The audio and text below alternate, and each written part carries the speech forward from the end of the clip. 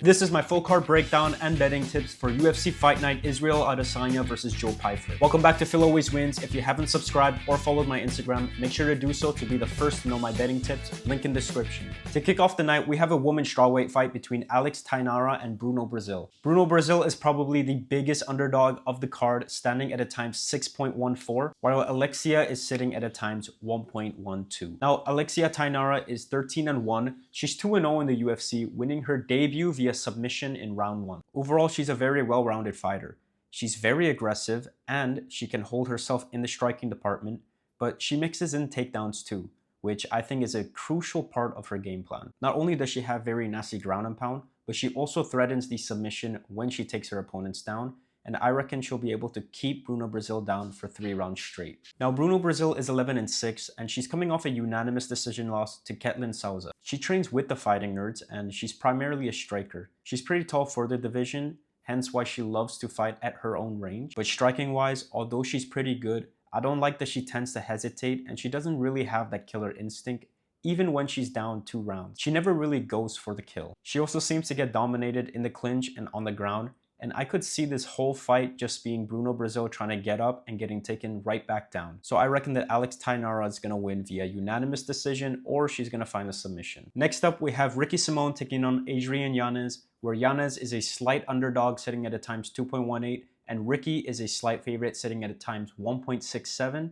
And I reckon that Yanez is going to be able to get the win here. Ricky Simón is 22-7, coming off a unanimous decision loss to Raoni Barcelos via unanimous decision, which is quite worrying given that Raoni is already 38 years old. Ricky is primarily a wrestler, but in my opinion, he's not all too good at it. He has the skill and capability to take his opponents down, but he can never keep them there. They always find a way to somehow get right back up quite easily. And the people that he's taken down and can't keep down are usually primarily strikers with little to no ground game. He does have some power in his hands, but he seems to hesitate and prefers to wait and throw counter shots. I think it's also important to mention that Ricky has lost as a favorite in his last 3 out of 4 fights. But Adrian Yanez is 17-6, and he's coming off a split decision loss to Daniel Marcos, who I think is a very high level opponent. Yanez is a phenomenal boxer, and he started off his career with 5 wins in the UFC up until he got knocked out by Rob Font. The only problem I see for Yanez is his inactivity. He hasn't fought since late 2024. And another problem is that I don't know how good his takedown defense is. He's always faced strikers, and the only time someone tried to take him down was in his last fight against Marcos in round 3, where I'll give him the benefit of the doubt because the whole fight was playing out on the feet, and he was probably not expecting a takedown. He did manage to get back up, but I think he needs to work on his takedown defense, and if he has, then he should win this fight. Obviously, Ricky has the experience advantage, but I think this fight is a coin flip, and I'm favoring Yanez to get the win here. Next up, we have a light heavyweight bout between Navajo Sterling and Bruno Lopes. Navajo Sterling is another massive favorite, sitting at a times 1.15, compared to Bruno Lopes, who's sitting at a times 5.6. And obviously, I'm going to take Sterling to win here. Navajo Sterling is 8-0. He's 2-0 in the UFC, winning back-to-back via unanimous decision. Sterling trains at City Kickboxing, which is a really good gym, and quite evidently, his striking is his strong suit. He always mixes his combinations and alternates shots to the head and body, which I think Bruno is going to heavily struggle with. One critique I would give, though, is that he is pretty slow with his punches, but that won't pose a problem because neither is Bruno Lopes. Sterling usually takes his time to get into the fight, and he doesn't usually go for the kill from the get-go, but even so, I don't think Bruno will survive the full 15 minutes. Now, Bruno Lopes is 12-1. He's 1-1 in the UFC, coming off a knockout loss to Dustin Jacoby in round 1. His only win in the UFC was an absolute snooze fest where he just clinched against the cage for 3 rounds to win a unanimous decision. And I don't think he'll be able to clinch for long in this fight, because Sterling tends to threaten the takedowns from the clinch. Sterling is always developing as a fighter, and we can see that he's improving after each fight. And I don't think that Bruno Lopes has much to offer in this fight. I reckon Sterling takes round 1 to find his groove and sort of feel the fight out and get his first UFC finish in late round 2. Next up, we have a women's flyweight fight between Casey O'Neill and Gabriella Fernandes, where this is an absolute coin flip. The odds have both of them at times 1.9, but I reckon that Gabrielle Fernandes is going to get the W here. Gabrielle Fernandes is 11-3. She's 3-2 in the UFC and is currently on a 3-fight winning streak. She has impressive wins over dangerous strikers like Carly Judas, where she won via split decision, and Wang Chong, where she stunned her on the feet and proceeded to finish the fight with a submission. On the flip side, we have Casey O'Neill, who's 10-2. She's 5-2 in the UFC, coming off a unanimous decision win in her last fight. She's definitely the better striker in this fight, but what worries me is that Gabriella has beaten better strikers than O'Neill. I think Gabriella has a good way of dominating in the clinch and tiring her opponents out, and I think she'll somehow find the victory here, even though I think that O'Neill is overall the better fighter. I reckon that Gabrielle could squeeze a very close split decision win. Next up, we move up to the heavyweight division where we have Marcin Tybura taking on Tyrell Fortune. As of this moment, Tybura is a slight underdog sitting at a ×2, while Fortune is a slight favorite sitting at a ×1.7. Marcin Tybura is 27-10, and he's been fighting in the UFC since 2016, and he's coming off a knockout loss to Ante De Leja in round 1. The biggest concern with Tybura is that he is already 40 years old compared to Tyrell Fortune, who is only 35 years old, and I'm not sure that Tybura has the chin to withstand the power of Tyrell. They're both power punchers, but this is basically a 50-50 and it all depends on who lands the first knockout shot. But Tyrell Fortune is 17-3 and he's making his debut in the UFC, which I see more as an advantage than a disadvantage. Maybe he's more mentally prepared to go out there and make a name for himself in his UFC debut compared to Tybura, who's most likely thinking about retirement. Tybura only has the experience advantage, while Tyrell has the youth advantage, the mental advantage, and of course, the wrestling advantage. Although he is a wrestler, he likes to keep the fight on the feet and just stand and bang, but I reckon once he feels the Polish power, he's going to try and shoot for a takedown. I think Tybura might find the knockout shot in round 1, but this fight is definitely a 50-50. Next up, we have Chase Hooper taking on Lance Gibson, where Lance Gibson is a massive underdog sitting at a ×3.2, compared to Chase Hooper, who's sitting at a ×1.36. And I reckon that Chase Hooper is going to get the win here. Hooper is 16-4. He's 8-4 in the UFC, with 4 of those wins being by submission and 2 of them being by KO. Hooper is only 26 years old, but in my opinion, he's already established himself as UFC level, as he was rocking a 5-fight winning streak before getting knocked out in his last fight by Alexander Fernandes in round 1. Despite getting knocked out, I think he's really improved on his stand-up, and I think he was trying to display some of his striking because he only had 2 takedowns attempt in that fight, with one of them being a defensive takedown. Generally, Hooper is a very sticky grappler and he's very confident in his ground game, and coming into this fight, I think he's learned from his last fight that he needs to bring the fight to the ground, and I reckon he'll be able to do so quite easily. Now, his opponent, Lance Gibson, is 9-2, coming off a debut loss to Bobby Green via split decision, where he never seemed to really get started. Maybe it's because Bobby was talking trash the whole fight and kind of got into his head,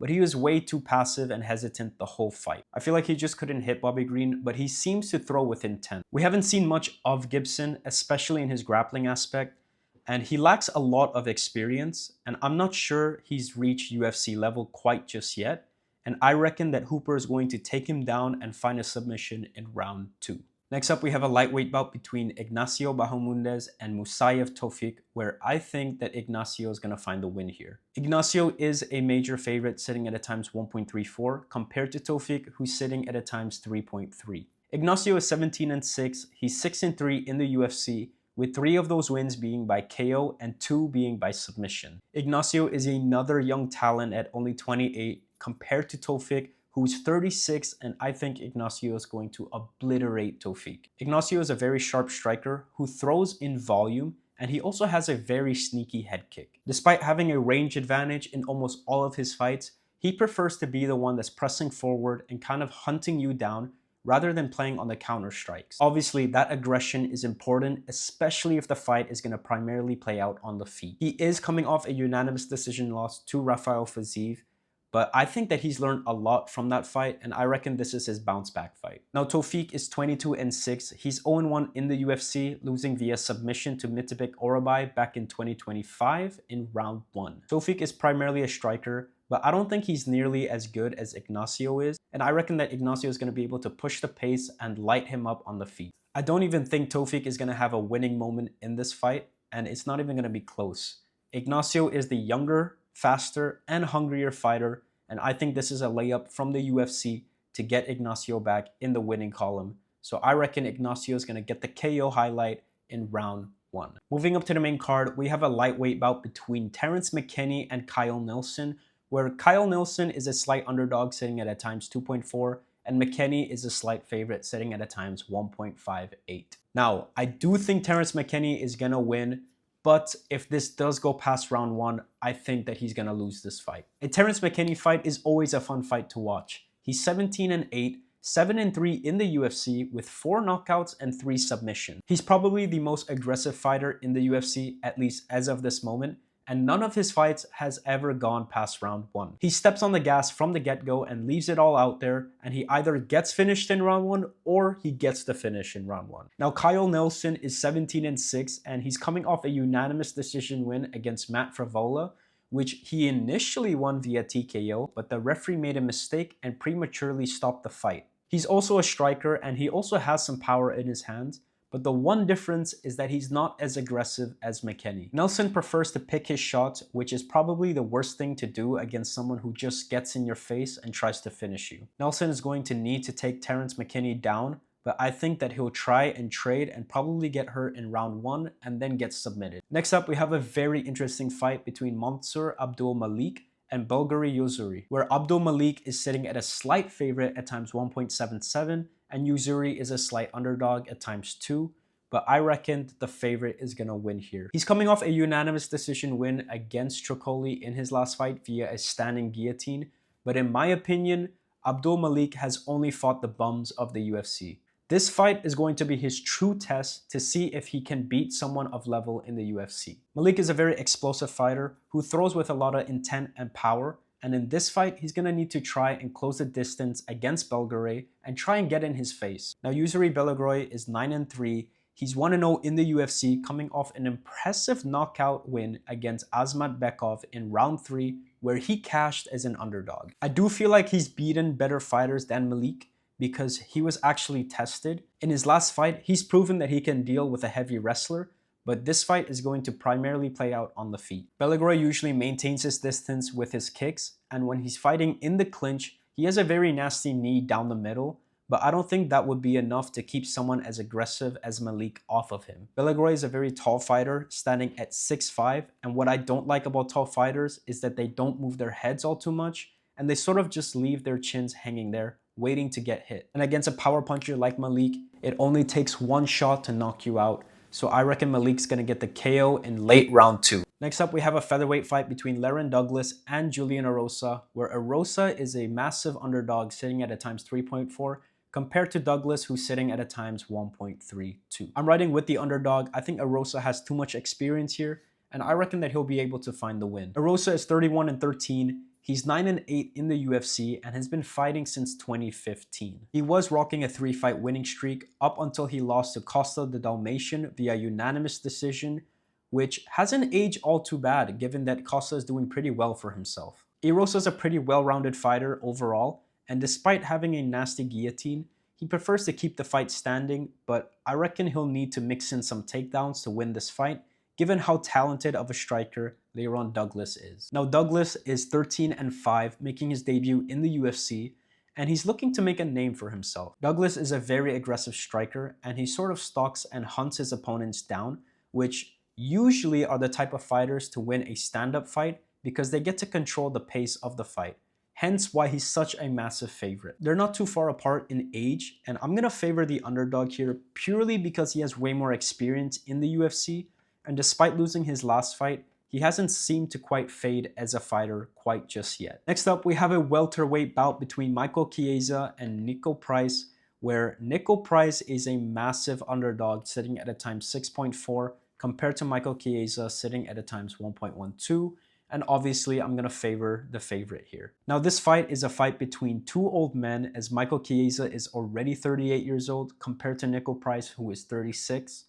And I'm surprised Niko Price is already back fighting again, considering he just got knocked out literally a month ago. He's coming into this fight on short notice as well, and I don't think it'll play out well for him. I feel like Niko Price is on the brink of retirement, and he's sort of just taking as many fights as he can to go and pay his bills. But Michael Chiesa is 19-7. He's 14-7 in the UFC with 8 submission wins. He's a very well-rounded fighter with good striking abilities, but he doesn't have the power to knock you out. He just has enough skill to sort of hold himself up on the feet until he decides to shoot for a takedown. The game plan in this fight is simple.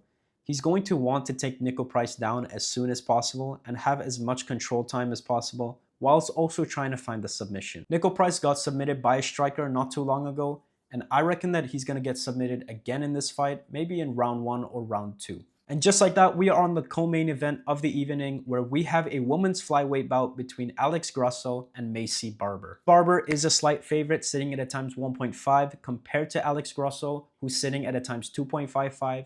And I'm favoring Maycee Barber to get the win here. Maycee Barber is 15-2. She's 10-2 in the UFC, and one of her losses came to Alex Grasso back in 2022. She was getting outstruck on the feet, but she started to flip the script in round 3, picking up momentum, but winning one round was simply just not enough. She has a wrestling background, but she seems to love to keep the fight on the feet, and she doesn't always shoot for the takedown. But I reckon that she needs to shoot for the takedown and mix things up to win this fight, given that in her first fight, she got outstruck on the feet. Now, I know it's been years and she has improved in her striking, but so has Alex Grasso. Barber is obviously riding all the momentum as she's currently on a 7-fight winning streak compared to Grasso, who is on a 2-fight losing streak. Alex Grasso is 16-5. She's 8-5 in the UFC, with her most impressive win being over Valentina Shevchenko via submission. Her last 2 losses have been to opponents of quality, but sometimes it's hard to win a fight simply because you're on a losing streak. If she wants to win this fight, she'll need to have improved her takedown defense, which I think she has, to be fair.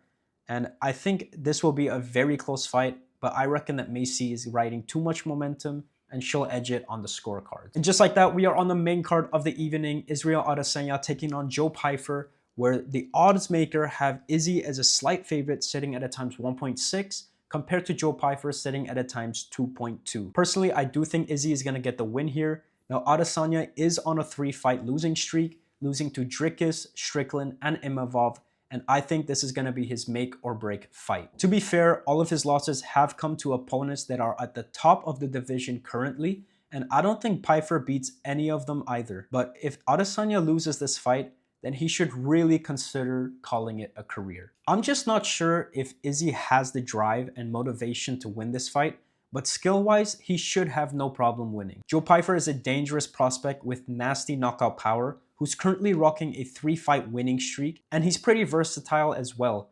He can wrestle, and I think that's going to be his main weapon in this fight. He has to mix in the grappling against someone as dangerous as Adesanya. I don't like that he lost as a -240 favorite to Jack Hermansson, who was able to flip the script after losing the first 2 rounds. He also hasn't fought anyone with as much quality as Adesanya, and this is definitely going to be his test to see if he's really a dangerous prospect. But I reckon that Joe Pyfer is going to have a very strong start to this fight. But I think if he can't finish the fight in round 1 or round 2, then Izzy's going to start to take over and win this fight. Izzy's more of a points fighter in my opinion, and I trust his skills and gas tank more than Joe Pyfer, and I reckon that he'll be able to get it done on the scorecards. Give me Izzy to win via unanimous decision. And that's going to wrap it up for my full card breakdown of UFC Fight Night Israel Adesanya versus Joe Pyfer. Let me know what you guys think in the comments, and make sure to follow my socials to be the first to know about my betting slips. Peace.